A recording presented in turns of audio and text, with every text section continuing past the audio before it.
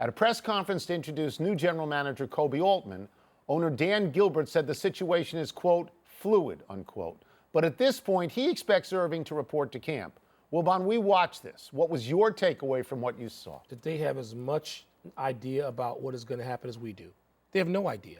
Somebody's going to call them and try to wow them with an offer to get Kyrie Irving. And they will listen. I didn't say they will trade him. They will listen. They have to listen. Kyrie has said, you know, I want to go. And even if he hadn't said that, they had put Kyrie out there and talked to other teams. That's why Kyrie went in and was so upset in the first place. So you're going to listen. You're going to try to make your team better so you can stay ahead of the Celtics and so that you can try and catch Golden State. And that's how you do it. Kyrie's the tradable piece, not LeBron.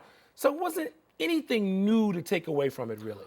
Here, so I watched this thing, and Dan Gilbert introduces everybody on the payroll. You know why? In upper management. You know why? Well, tell us your theory. Because he wants to say, hey, world, David Griffin didn't do all the work here. The guy I let go. The reason I don't have Chris Paul or Paul George or Jimmy Butler. We got these other guys, too. So he introduces everybody, and then you get to questions, and the first 10,000 questions are about Kyrie Irving, as they should be. Of course. And at no point, this is my takeaway, at no point did they deny either that Kyrie Irving had asked to be traded or that they were going to trade him. Because they might. You can use the word fluid all you want. What that means is we're listening, and we will trade him if it behooves our situation it makes sense for us to do so. Sure. I think they will trade him because there were no denials is important. And by the way, LeBron's name not mentioned in the first 35 minutes of that.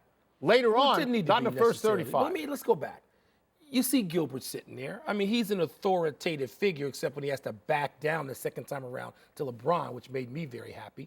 Do you think he will, with Koby Altman sort of doing the detail work, trade Kyrie? Will trade him? Absolutely. Absolutely. I was struck by the fact that two things were, we've got a great team.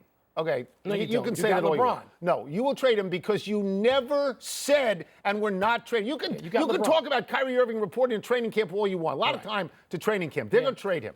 They're going to trade him. Okay, all right. Don't you think? I think that they could sort of smooth it if they want to. If Kyrie and LeBron want to smooth it, if they want to hug it out and come in one day and say, we hugged it out, we're back. They did not deny that Kyrie Irving walked in there and said, get me out of here. I don't want to play with him anymore. I got to ask him, but I think this is, did you think Scottie Pippen asked to be traded at some point, got tired of Michael lording over him? And how long did they keep playing together? Well, if he did, he's an idiot. Because Michael Jordan was the greatest player out there. But you think he didn't say to Reinsdorf some days, get me out of here? And they just smooth it over. There's no social media then. You just get past it then. These guys can get past it if they want to. I'm just saying.